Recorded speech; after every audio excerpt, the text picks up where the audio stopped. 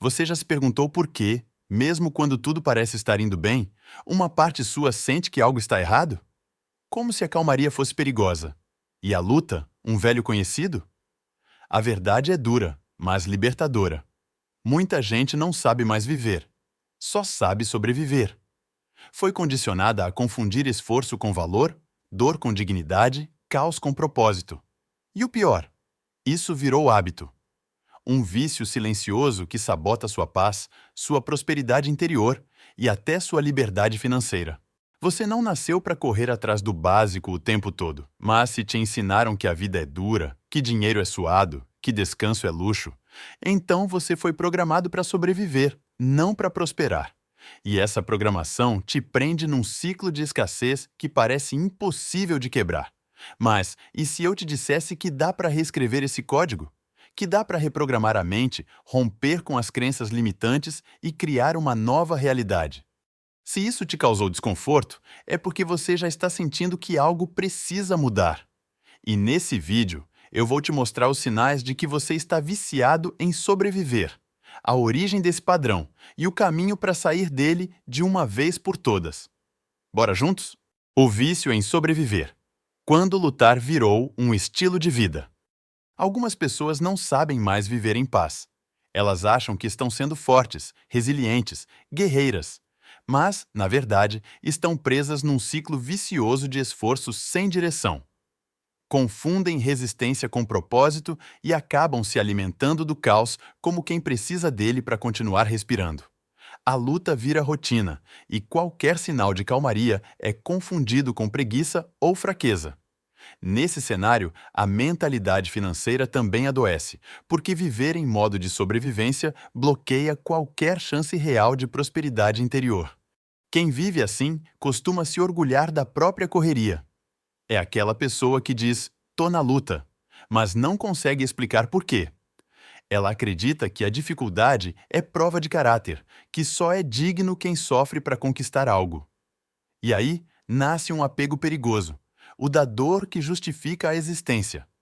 Essa herança emocional muitas vezes é invisível, passada como um legado sutil de pais para filhos. A riqueza consciente parece distante demais para quem só aprendeu a sobreviver, nunca a viver.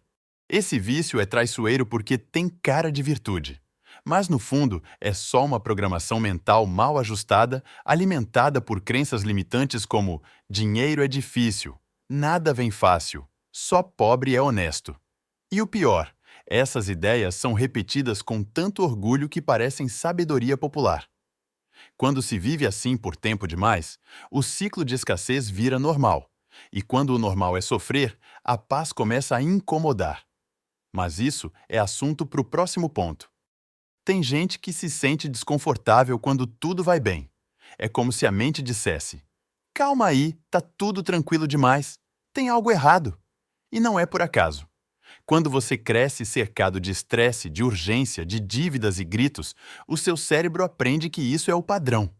A calmaria vira ameaça. O silêncio parece suspeito. E aí, mesmo sem perceber, você começa a sabotar a paz que tanto dizia desejar. Porque ela não combina com o seu antigo modelo de sobrevivência.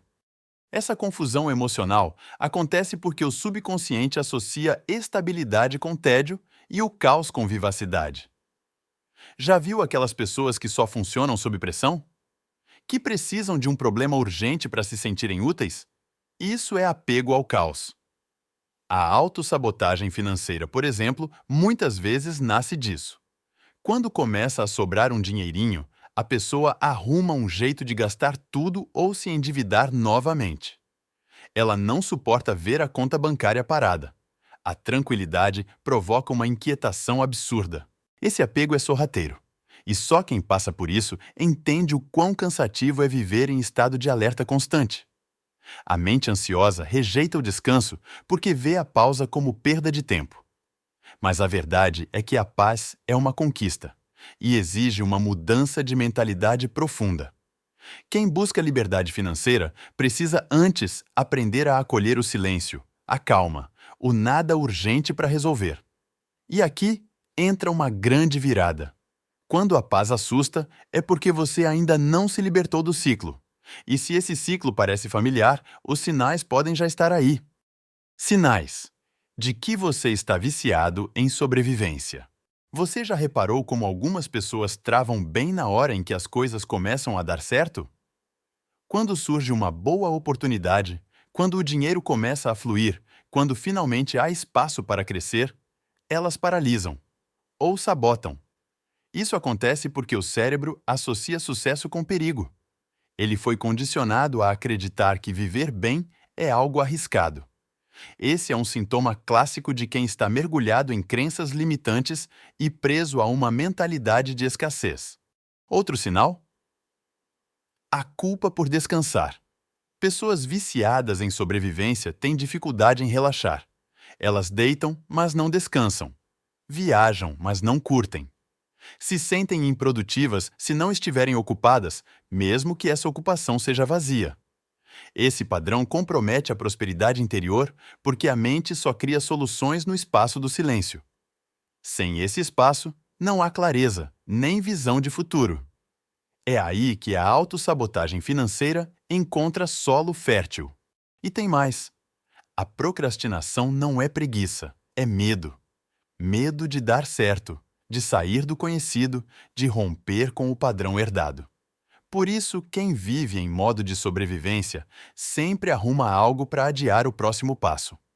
São aquelas metas que ficam no papel, os planos que nunca começam, os cursos que nunca terminam. Tudo isso é reflexo de uma herança emocional que grita: não vá longe demais. Mas por trás desses gritos silenciosos, existe uma raiz ainda mais profunda. A raiz do vício. A herança emocional que você carrega.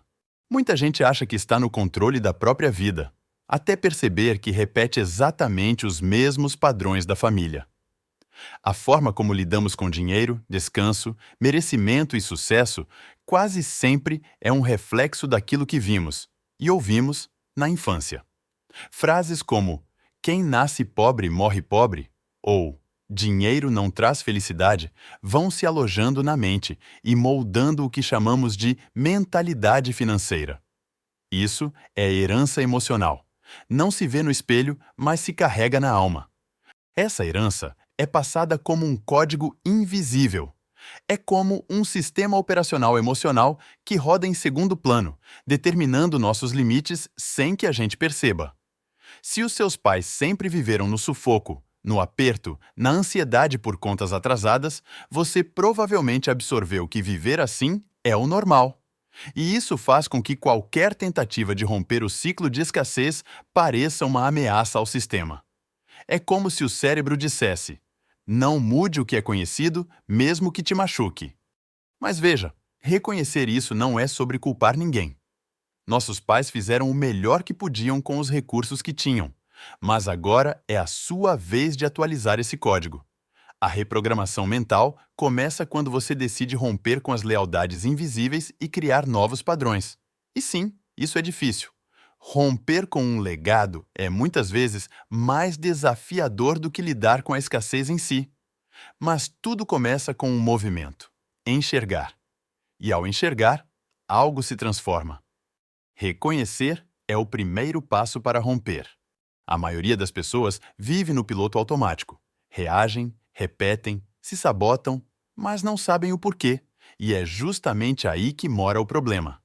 Enquanto a mente não entende que está presa num padrão, ela continua alimentando o mesmo ciclo. Reconhecer que está viciado em sobreviver não é fraqueza, é coragem. É um sinal claro de despertar financeiro. A partir daí, você deixa de ser marionete da própria história e passa a ser autor de uma nova narrativa. Esse reconhecimento pode doer. Afinal, ninguém gosta de admitir que vive um roteiro que não escolheu. Mas a verdade é que boa parte das nossas decisões são inconscientes. A consciência financeira começa quando você se pergunta: o que estou repetindo que nem percebo? Talvez você sempre atraia a escassez porque acredita que não merece abundância. Talvez viva apagando incêndios porque sente culpa em prosperar. É nesse momento de clareza que a transformação pessoal e financeira começa a germinar. E não precisa ser algo grandioso de início. Às vezes, reconhecer já é um grande passo. Um exemplo: faça uma pausa agora e anote tudo o que ouviu sobre dinheiro na infância. Quais frases se repetiam? Que histórias você carrega como verdades absolutas? Esse exercício simples pode revelar a origem de várias crenças limitantes. E quando você encara essas verdades de frente, abre espaço para algo novo. E é nesse espaço que nasce a chance de reprogramar tudo. Reprogramação. Do caos para a liberdade. Sair do modo sobrevivência não é uma mudança automática. É uma prática diária. Reprogramar a mente exige esforço consciente. É como trocar os trilhos de um trem em movimento.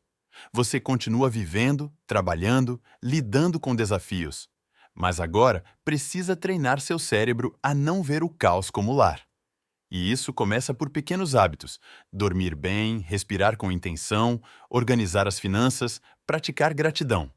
São essas atitudes que pavimentam o caminho da liberdade financeira e emocional.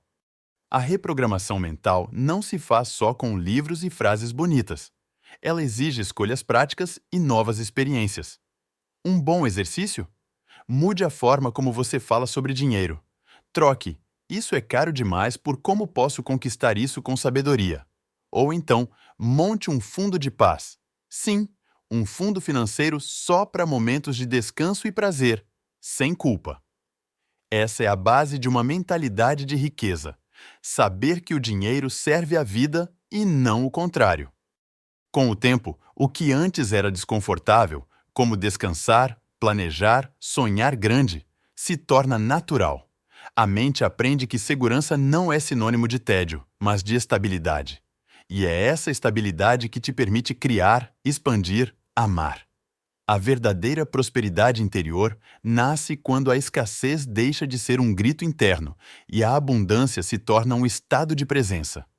E quando você entende isso, tudo muda. Mas antes de chegar lá, é preciso encarar um ponto crucial. De onde vem esse vício? E o que ele te ensinou sobre a vida? Agora que você enxergou o vício invisível que te prende à sobrevivência, o que vai fazer com isso? Vai continuar repetindo os mesmos ciclos, esperando que a vida mude sozinha? Ou vai tomar as rédeas, romper com a velha programação e construir uma nova história?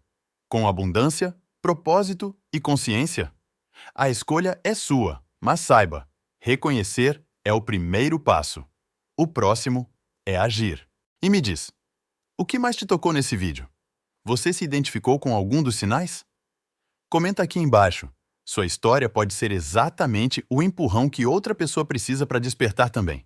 E se esse conteúdo te ajudou de alguma forma, se fez sentido para você, deixa o like, se inscreve no canal e ativa o sininho.